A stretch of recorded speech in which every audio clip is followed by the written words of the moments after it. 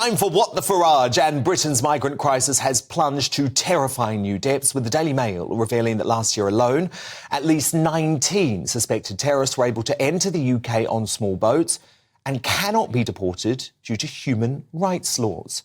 Despite some being linked to ISIS and being placed under surveillance by MI5 and GCHQ, most of these migrants have had the audacity to lodge asylum claims in the UK, meaning they are housed in hotels funded by you and me, the British taxpayers. So, Nigel Farage, look, as a phenomenon, we've feared for some time that terrorists were entering the country via these small boats. What the Daily Mail was able to do today was actually get some hard and fast numbers. But personally, I think there's a lot more than 19 terrorists who have entered the country via small boats. So does this really now make it very clear that the only way we're able to get any sort of handle on this is by leaving the ECHR? Well, Dan, back to the very beginning. 2015, the European Union launched their asylum policy, which means anyone that sets foot, having crossed the Mediterranean on EU soil, can stay.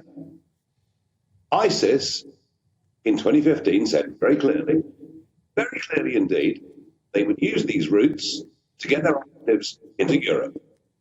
And as we well know, virtually everyone that crosses the English Channel will either come across the Med or come through an EU border.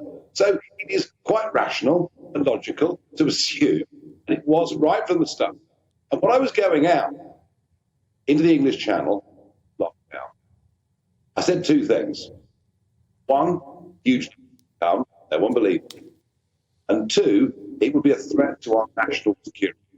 I suspect 19 is the tip of the iceberg.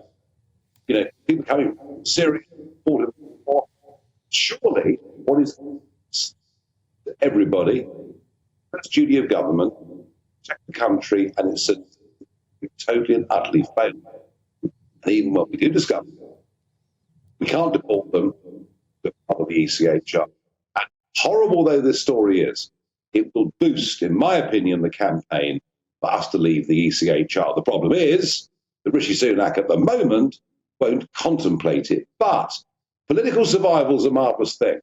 You know, politicians will do literally anything or make any promise to get re-elected.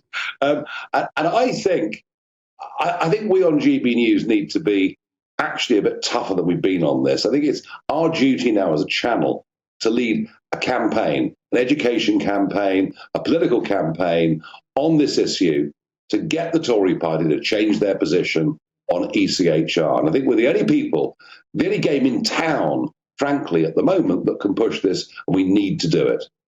I couldn't agree with you more. We'll let the campaign begin tonight.